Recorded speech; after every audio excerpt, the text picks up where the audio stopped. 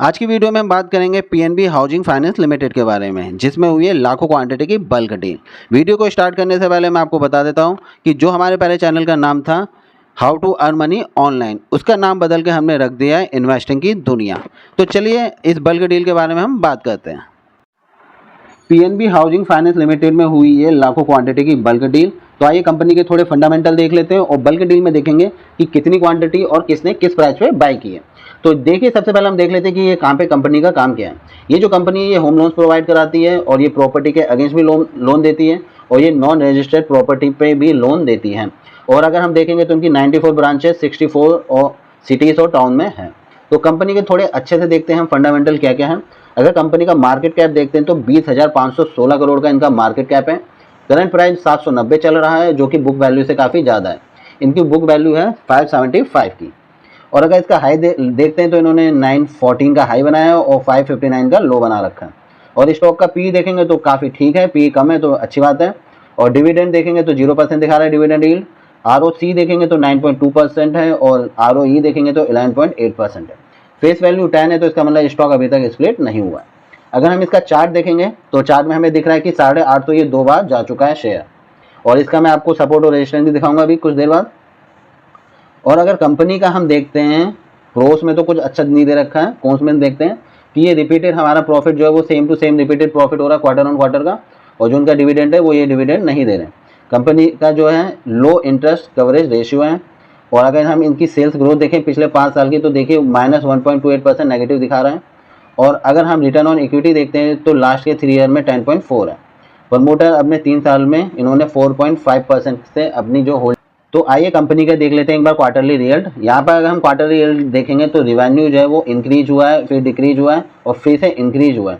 Interest के साथ भी बिल्कुल सेम हुआ है। और अगर हम एक्सपेंसेस भी देखेंगे तो उसके साथ भी बिल्कुल सेम हो रहा है। तो इससे हमें एक चीज़ पता चल जाती है कि क्वार्टर में थोड़ी सी हमें अप डाउन दिख रहा है रिवेन्यू में। और इनका अगर हम नेट प्रॉफिट देखते हैं क्वार्टर का तो वो इंक्रीज हो रहा है, थोड़ा सा डिक्रीज हुआ क्वार्टर ऑन क्वार्टर, फिर इंक्रीज हुआ है। और लास्ट में अगर हम देखते हैं तो वो यहाँ से इंक्रीज ही हो रहा है 2021 मतलब दिसंबर मतलब मार्च 2022 से लेके अभी तक। तो हम आ जाते हैं इनके पूरे ईयर ऑन ईयर में, वहाँ पे हमें थोड़ा अच्छे से समझ में आएगा। अगर हम ईयर ऑन ईयर में आते हैं तो रिवेन्यू अगर आप देखेंगे तो इनका रिवेन्यू जो है वो इंक्रीज हुआ है यहाँ तक 2020 तक, फिर थोड़ा सा डिक्रीज होकर फिर इंक्रीज हुआ है। और अगर हम इनका इंटरेस्ट देखते हैं तो इंटरेस्ट भी इनका बिल्कुल सेम था, इंक्रीज फिर डिक्रीज। और अगर हम एक्सपेंसेस देखते हैं तो इनका एक्सपेंसेस भी सेम टू सेम है, इंक्रीज फिर डिक्रीज इस टाइप से। लेकिन अगर हम इनका नेट प्रॉफिट आके देखते हैं कि अगर हम इनका ईयर ऑन ईयर का नेट प्रॉफिट देखते हैं तो वो इंक्रीज हो रहा है, फिर से सेम हुआ, डिक्रीज हुआ, फिर इंक्रीज हुआ।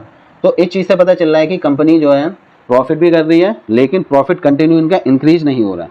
और अगर हम इनकी सेल्स ग्रोथ देखते हैं, कंपाउंड सेल्स ग्रोथ, तो देखिए नेगेटिव में रही पिछले 3 साल और 5 साल में।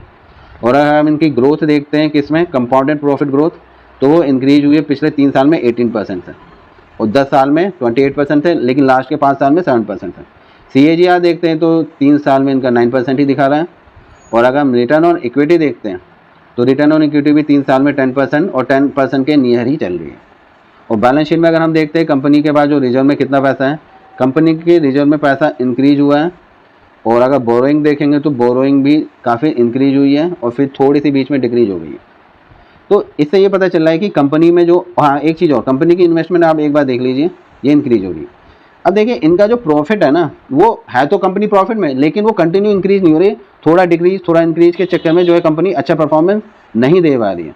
और अगर हम इनका ईयर ऑन ईयर का शेयर होल्डिंग पैटर्न अगर हम देखते हैं तो यहाँ पे आप देखिए कि 2017 में इनके पास जो क्वांटिटी थी उन्होंने इसको थोड़ा सा डिक्रीज किया, यहाँ पे 2023 तक ये सेम टू सेम रहा, मतलब 39 से इन्होंने 33% करा और धीरे धीरे डिक्रीज करते गए। और मार्च 2024 में इनके पास सिर्फ 28% होल्डिंग ही बची है। और अगर हम DI का देखेंगे तो DI ने अपनी होल्डिंग यहाँ पे इंक्रीज की, फिर डिक्रीज करके दोबारा सही है इन्होंने अपनी होल्डिंग को इंक्रीज करा। और इसी तरह अगर FI का हम देखते हैं तो FI कंटिन्यू अपनी होल्डिंग को इंक्रीज कर रहा था, फिर हल्की सी इन्होंने प्रॉफिट बुकिंग की होगी और फिर से इन्होंने इंक्रीज करके 25% पे इसको ले आए। तो देखो यहाँ पे हमें सब कुछ तो समझ में आएगा कि कंपनी प्रॉफिटेबल है, लेकिन प्रॉफिट जो है वो कंटिन्यू बढ़ नहीं रहा है, कभी कम हो रहा है कभी ज़्यादा हो रहा है। तो एक बार इसका चार्ट पैटर्न हम देख लेते हैं। तो जैसे कि हमें पता है 910 इसका हाई था। तो अगर हम इसको एक बार अच्छे से देखते हैं तो अगर हम, मैंने ये वीकली चार्ट बना रखा है, तो अगर हम इसको एक बार देखें समझ के तो 820 के बाद इसका एक रेजिस्टेंस है और हमें इसको तीन छोटे छोटे सपोर्ट मिल जाएंगे, एक 700 रुपये पे, एक 600 रुपये के नहीं है और एक 500 रुपये के नहीं है। तो यहाँ पे हमें इनके सपोर्ट मिल जाएंगे। चार्ट तो ये कह रहा है कि एक डब्लू पैटर्न बन चुका है। अब देखते हैं कौन सा वीकली वाला, बहुत पहले का, बीच का, जहाँ पे ये प्रॉफिट हो चुका है।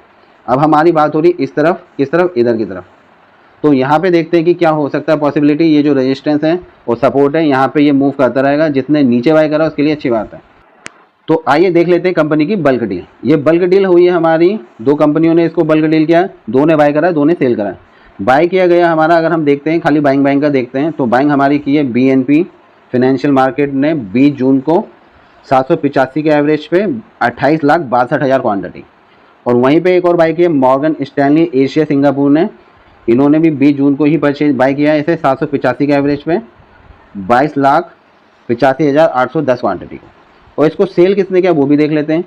सेल कर रखा है जनरल अटलांटिक सिंगापुर ने और एक एशिया अपॉर्चुनिटीज़ ने, इन्होंने भी 20 जून को ही क्या कर रखा है, सेल कर रखा है 786 के एवरेज में।